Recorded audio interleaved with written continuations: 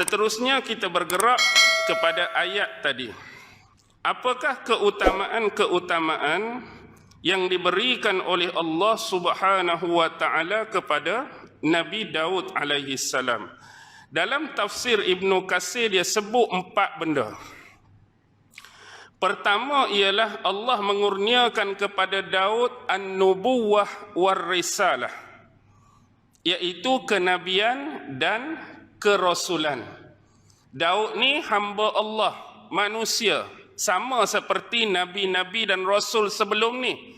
Diberikan pangkat kepadanya jadi nabi dan jadi rasul. Ini adalah pilihan Allah. Yang kedua ialah diberikan kepada Nabi Daud ni apa? Diberikan kepada Nabi Daud kerajaan yang besar, kerajaan yang teguh. Nabi Daud dia ambil pemerintahan sebagai seorang raja Bani Israel ini selepas kematian ataupun kewafatan bapa mertua dia, iaitu Talut. Tuan-tuan rujuk akhir surah Baqarah ada kisah Talut dan Jalut. Talut dan Jalut. Talut tu baiklah. Jalut tu pemimpin yang menyerang kerajaan Bani Israel, menyerang orang-orang Israel dulu. Dikatakan sebagai golongan-golongan Goliath. Jadi secara ringkas, pada waktu dulu tu, orang-orang Bani Israel ni bila diserang oleh tentera-tentera Jalut ni, mereka seolah-olah hilang arah. Sebab mereka tak ada pemimpin, mereka tak ada raja.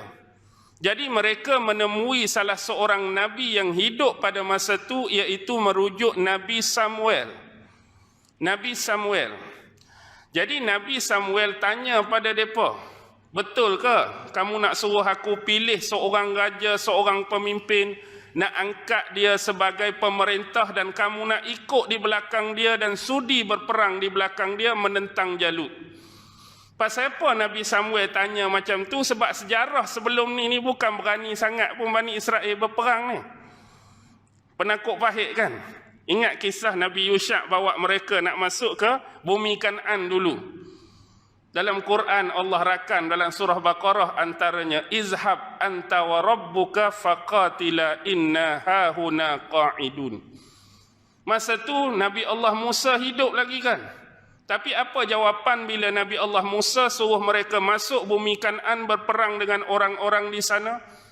Pergilah engkau wahai Musa bersama dengan Tuhanmu.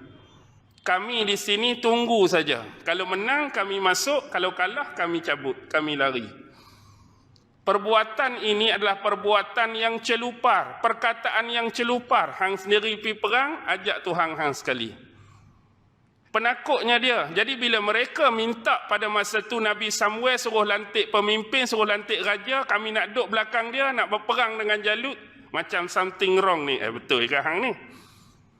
Sungguh-sungguh. Tak apalah sungguh-sungguh.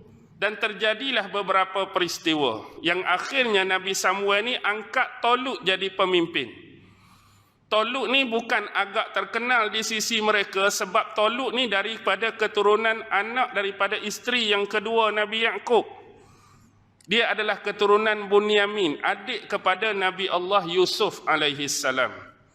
Isteri Yaqub nombor 2 tu nama dia Rahil. Cuma 2 orang anak, satu Nabi Yusuf, adik Nabi Yusuf Bunyamin. Talut tu keturunan Bunyamin. Jadi inilah nak cakap, serba salahnya Bani Israel ni, bila kata Bunyamin itu salah seorang Bani Israel, anak Nabi Yaqub. Lepas tu Talut pula keturunan yang sama, cuma agak kurang terkenal. Kalau boleh kami nak dilantik dari keturunan Lewi, hak terkenal. Kalau boleh kami nak dilantik daripada keturunan Yahuza, hak terkenal. Padahal Bunyamin pun tetap Bani Israel. Apatah lagi, kalau kata bukan ambil pemimpin tu Bani Israel, agak-agak apa lagi jadi? Kalau Nabi Samuel kata, raja hak aku akan lantik, pemimpin hak aku akan lantik ni orang Teluk Kumbak, lagu mana? Orang Teluk Kumbak, orang Penang pula, tak boleh jadi pemimpin kita. Tu lagi-lagilah. Ni hak keturunan mereka dah, tapi kurang terkenal pun macam-macam dah mereka. Lepas tu tanya pula orang ni jenis lagu mana. Kebetulan Allah takdirkan Talut ni adalah cuma, apa dia? Tugas dia, satu riwayat dikatakan jaga kambing. Macam Ahmad Al-Baq punya cerita tu. Sama juga, dia hilang kambing. Dia cari kambing tu sampai bertemu Nabi Samuel. Nabi Samuel tentukan dia ni salah seorang pemimpin. Ada kata dia ni jual apa dia? Jual belulang. Bila sembelih binatang tu, belulang dijual. Jadi mereka mempertikaikan lagi. Jadi akhirnya macam mana pun tetap dilantik Talut. Lalu berperanglah menentang Jalut. Salah seorang komander perang bawah Talut pada masa itu baru berumur 19 tahun. Siapa dia? Itulah Nabi Allah Daud. Nabi Allah Daud lah yang bunuh Jalut.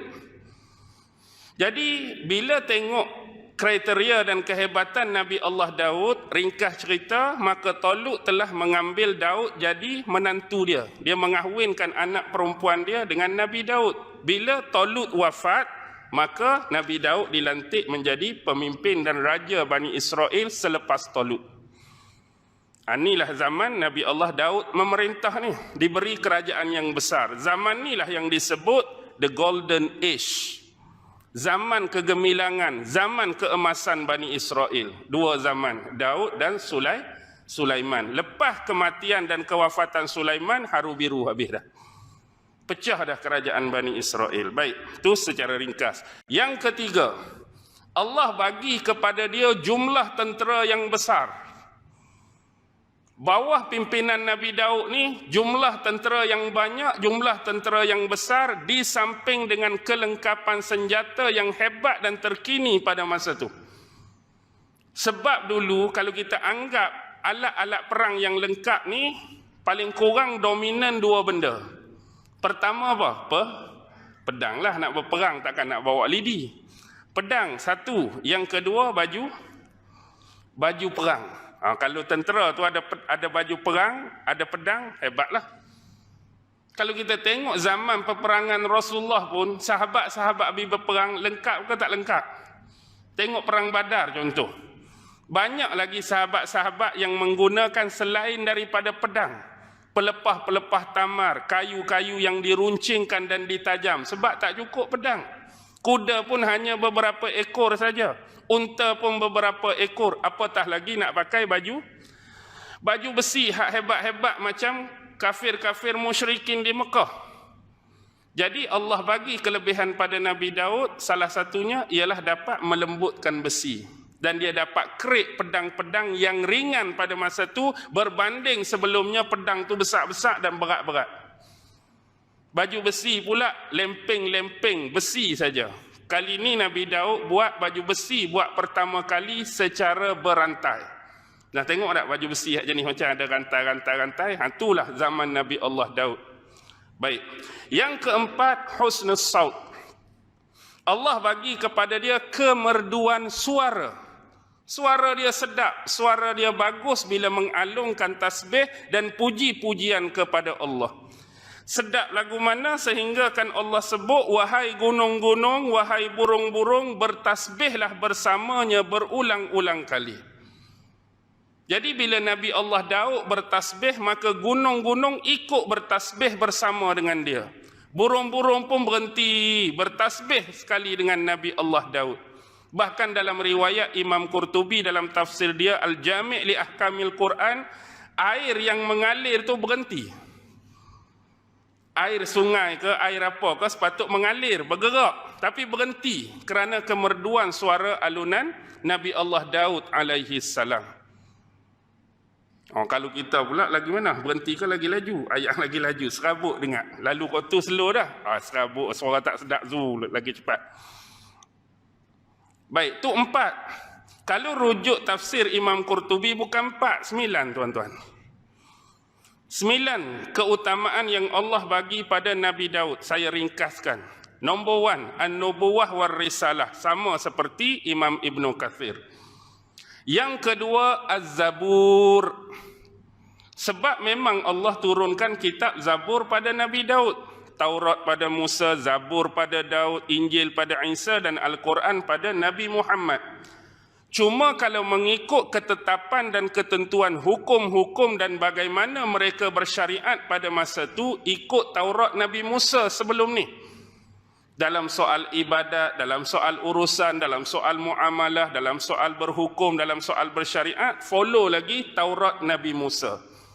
Zabur ni dia lebih kepada madih, lebih kepada puji-pujian, lebih kepada doa-doa. Itu kitab Zabur. Hari ni orang-orang Kristian guna ni, dia sebut the Psalms, P-S-A-L-M. Kalau jumpa kitab dengan tajuk tu, itulah merujuk Zabur. Kalau Arab dia panggil Mazamir.